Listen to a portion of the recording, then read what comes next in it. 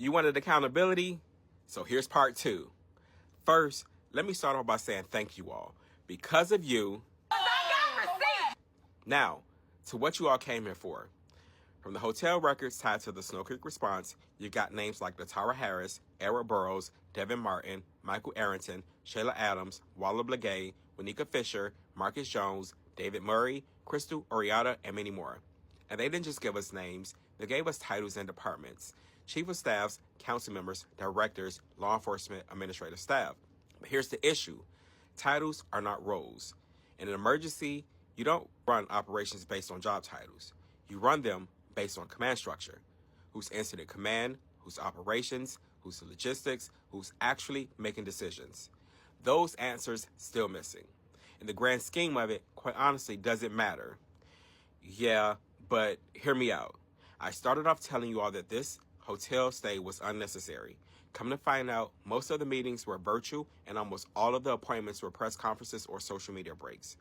Now let's talk about how this was actually structured.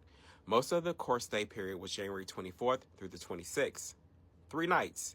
That was the baseline.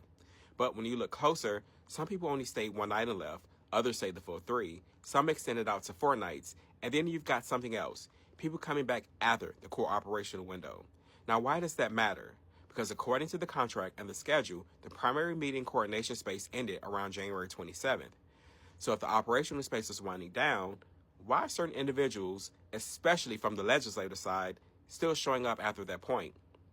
And let's be clear, council members are not part of the incident command system. They're not operational decision makers in an emergency response. So what role were they serving in a hotel-based operation? Now let's bring in the cost. The county says this operation cost $46,521.94. Hotel rooms, audiovisual setup, meals, parking. Response is going to be in excess of $16 million. So you're talking about a fraction of those costs. So think about that. You've got a satellite operation running out of a hotel.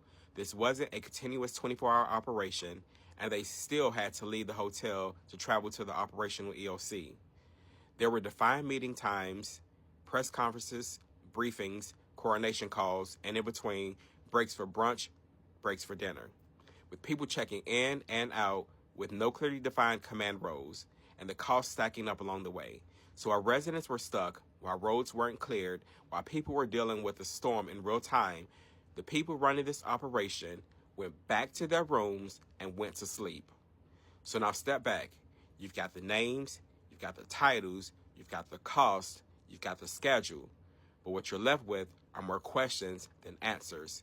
Which reminds me, today is Wednesday, March 22nd, and it's been 163 days since Prince George's County had an auditor. Now, ultimately, I asked the county executive if she would make the same decision to use a hotel again, and she said, faced with the same circumstances, faced with the same forecast, yes.